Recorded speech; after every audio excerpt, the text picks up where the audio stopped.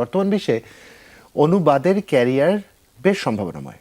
দেশি বিদেশি সংস্থা, সংবাদ মাধ্যম ও ফ্রিল্যান্সিং সাইটে রয়েছে কাজের বিশাল সুযোগ।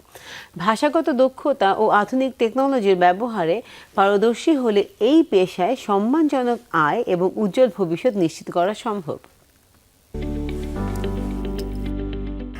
আমি যখন অনুবাদে কাজ করা শুরু করি তখন আসলে এই বিষয়টাকে যে কাজ হিসেবে, প্রফেশন হিসেবে নেওয়া যায়, এটাই আমার নিজেরও ধারণা ছিল না, বা আশেপাশেও অনেকে এই জিনিসটা নিয়ে ভাবছিল যে এটা আসলে কিভাবে ক্যারিয়ার হিসেবে নেওয়া যায় বা প্রফেশন হিসেবে নেওয়া যায়।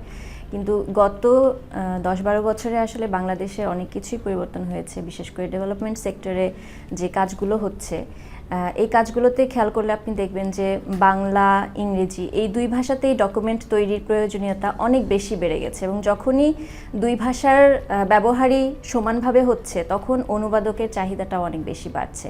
এখন একটা সময় হয়তো অনুবাদকের জন্য আলাদা চাকরি ছিল না, বা অনুবাদকের কাজের জায়গাগুলো অনেক সীমিত ছিল, কিন্তু এখন ইন্টারন্যাশনাল অর্গানাইজেশনগুলোতে, এনজিওগুলোতে, লোকাল বা ইন্টারন্যাশনাল এনজিওগুলো, ইভেন সরকারি প্রতিষ্ঠানগুলোতেও দেখা যায় যে অনুবাদের কাজের ভলিউম বৃদ্ধির সাথে সাথে অনুবাদকের চাহিদাও অনেক বেশি বেড়ে গেছে। সেখানে বেতন দিয়ে অনুবাদককে রাখা হচ্ছে, যার কাজ হচ্ছে শুধুই ট্রান্সলেট করা, শুধুই অনুবাদ করা।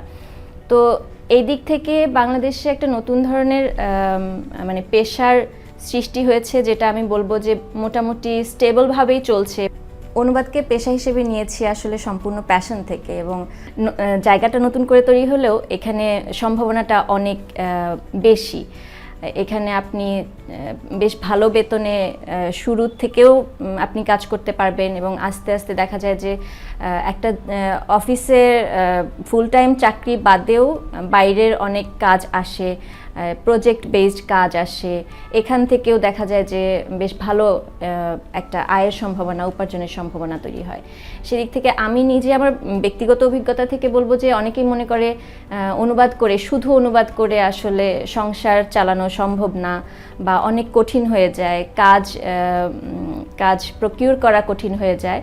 কিন্তু আমার অভিজ্ঞতা থেকে আমার মনে হয়েছে যে অনুবাদের জায়গাটা এখন এমন একটা জায়গায় পৌঁছেছে যে এটাকে আমরা রেগুলার ক্যারিয়ার হিসেবে নিয়ে সংসার চালিয়ে নিজের প্যাশনের জায়গা থেকে কাজ করে এটাকে খুব ভালোভাবে একটা পেশা হিসেবে নিতে পারি।